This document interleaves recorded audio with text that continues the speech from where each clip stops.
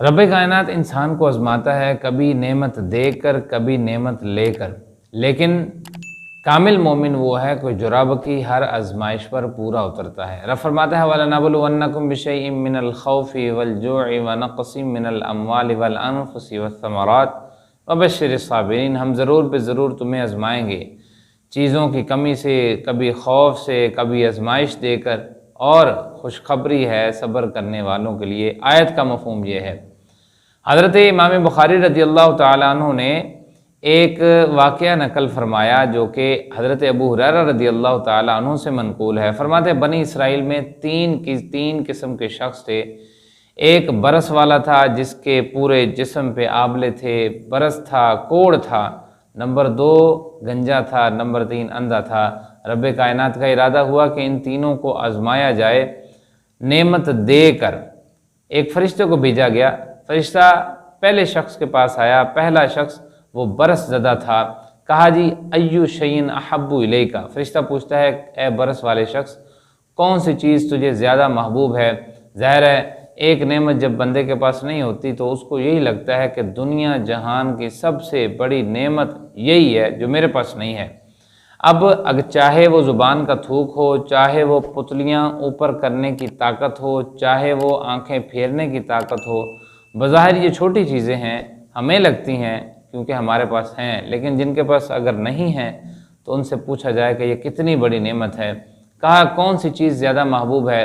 کہنے لگا لون حسن و جلد حسن، میرے جو جسم پر آبلے ہیں یا یہ جو برس والے نشانات ہیں، کوڑ ہے، یہ دور ہو جائے، میری جو اچھی سکن ہے وہ میرے لیے بہت بڑی نعمت ہے۔ فرشتہ کہنے لگا کہ یہ تجھے مل جائے گا۔ وہ شخص کہنے لگا اس کی وجہ سے لوگ مجھے پاس نہیں بیٹھنے دیتے، میرے ساتھ کھانا نہیں کھاتے، مجھے اپنی صحبت محفل میں بٹھاتے نہیں ہیں۔ فرشتے نے کہا میں اشارہ کرتا ہوں، فَمَسَحَهُ بِيَدِهِ، اس نے ہاتھ پھیرا اور ہاتھ پھیر کے اس کی سارے سکن کو ٹھیک کر دیا۔ پھر دوسرا سوال کیا کہ اب یہ بتا کہ تجھے کون سا مال، ایُّ المال احب الیک، کون سا مال تجھے زیادہ پسند ہے؟ وہ شخص کہنے لگا میں یہ چاہتا ہوں کہ اونٹنیوں کا ریوڑ مجھے مل جائے۔ اب فرشتے نے اشارہ کیا، اس کو 10 گابن اونٹنیاں یعنی پریگننٹ جو شی کیملز ہیں وہ اس کو دے کر گیا، اور تیسری مہربانی یہ کی کہ اس کے لیے برکت کی دعا بھی دے کر گیا۔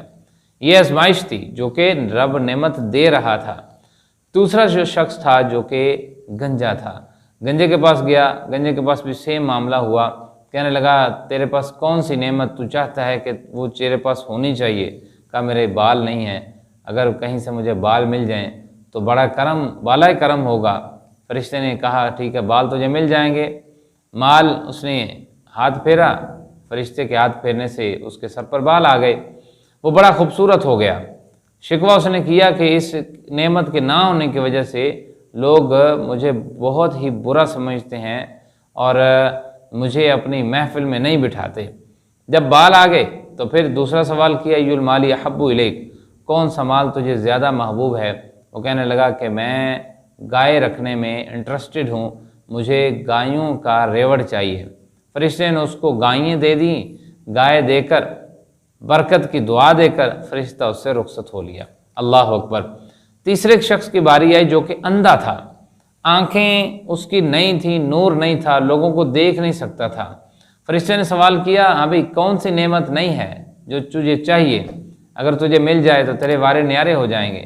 بندہ کہنے لگا آنکھیں نہیں ہیں، تو اگر آنکھیں مجھے مل جائیں تو بڑا کرم ہوگا، میں دنیا کو دیکھ سکوں، دنیا کی رنگینیوں کا مشاہدہ کر سکوں، لوگ کیسے کیسے ہیں، دنیا کیسی کیسی ہے۔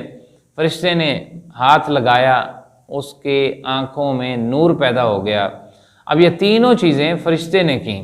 اب ایک فرشتہ اگر یہ نعمتیں دے سکتا ہے، کوڑ دور کر سکتا ہے، بال لا سکتا ہے، پھر آنکھوں میں نور پیدا کر سکتا ہے، تو پھر نبی تو بدرجہ اولا یہ کر سکتا ہے، کیوں نبی کی شان تو وراء الورا ہے۔ اور پھر سردار انبیاء خاتم النبیین صلی اللہ تعالیٰ علیہ وسلم کو اللہ نے وہ شانیں دے رکھی ہیں کہ آپ اشارہ کریں تو چاند ٹکڑے ٹکڑے ہو جاتا ہے، آپ اشارہ کریں تو سورج واپس آ جاتا ہے، ٹوٹی ہوئی پنڈلیوں کو جوڑ دیتے ہیں، آپ کے لعاب دہن اگر کسی جسم پر لگتا ہے تو خوشبوؤں کے حلے اٹھنے لگ پڑتے ہیں۔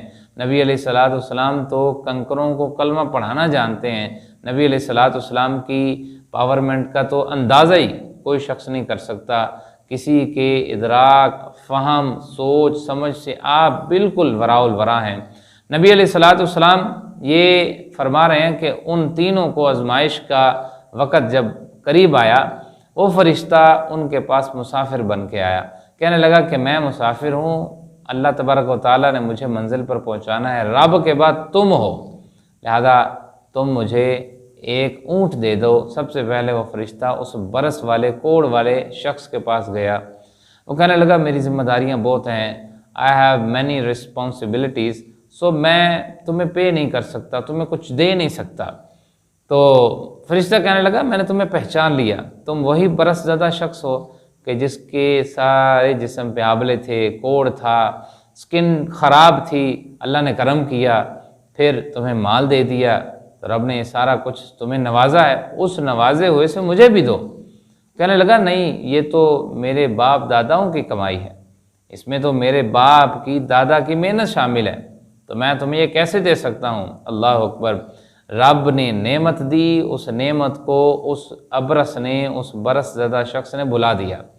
فرشتہ کہنے لگا اچھا اگر تو سچ بولتا ہے تو پھر تو ویسے ہی ہو جا جیسے تو پہلے تھا۔ اس کے یہ دعائے ضرر کرنے سے مال بھی خراب، سب کچھ چلا گیا، اور اس کی سکن دوبارہ ویسی کی ویسی ہو گئی۔ فرشتہ دوسرے شخص کے پاس گیا جو کہ گنجا تھا، اس کے پاس بھی اس نے سیم کوشچن اس کے سامنے رکھا، اس نے بھی مال دینے سے انکار کر دیا، کہنے لگا نہیں یہ میرے باپ دادا کی کمائی ہے، میں تمہیں نہیں دے سکتا۔ اب جب اس نے شیئر نہیں کیا تو فرشتے نے کہا ٹھیک ہے، تو بھی اللہ کرے پہلے جیسا ہو جائے، جیسے تو پہلے تھا، فقیر تھا، مسکین تھا، تیرے بال نہیں تھے، لوگ تجھے پاس نہیں بٹھاتے تھے، تیری خوبصورتی کا جو حسن تھا وہ بالکل ماند پڑا ہوا تھا، اللہ کرے تو ویسا ہی ہو جائے۔ وہ ویسا ہی ہو گیا، سب مال بھی تباہ و برباد ہو گیا۔ تیسرے شخص کی باری آئی جو کہ اندھا تھا، وہ بختوں والا تھا۔ فرشتے نے اس کو جا کر سوال کیا میں مسافر ہوں، میرا آسرا کوئی نہیں، رب کے سوا تو، رب کے بعد تو میرا آسرا ہے، لہذا تو مہربانی کر مجھے بکریوں کا ریوڑ دے دے۔ اب پہلے کو اونٹ دیے، دوسرے کو گائے دیے، تیسرے کو بکریاں دی۔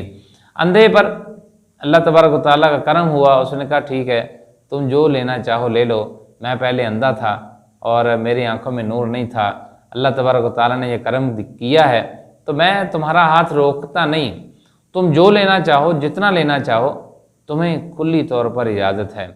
فرشتہ کہنے لگا نہیں بھائی، میں تم سے مال لینے کے لیے نہیں آیا، اصل میں رب کائنات نے تم تینوں کو آزمایا ہے۔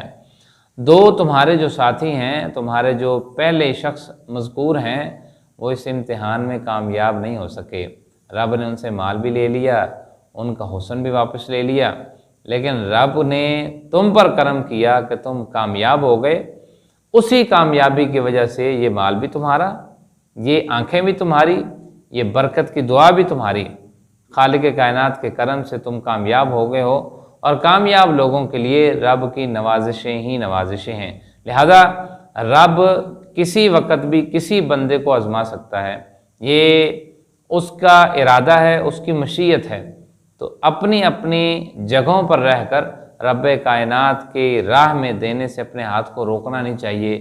ہاں اگر جگہ صحیح معلوم ہوتی ہے، شرعی لحاظ سے سب کچھ ٹھیک ہے، تو پھر رب کی راہ میں دل کھول کر دینا چاہیے۔ جتنی میری سکت ہے میں اس سے زیادہ دوں، رب کائنات دیتوں کو دیتا ہے، لیکن جو ہاتھ کھینچ لیتے ہیں تو رب کائنات بھی ان کی جو سرکولیشن ہے وہ روک دی جاتی ہے۔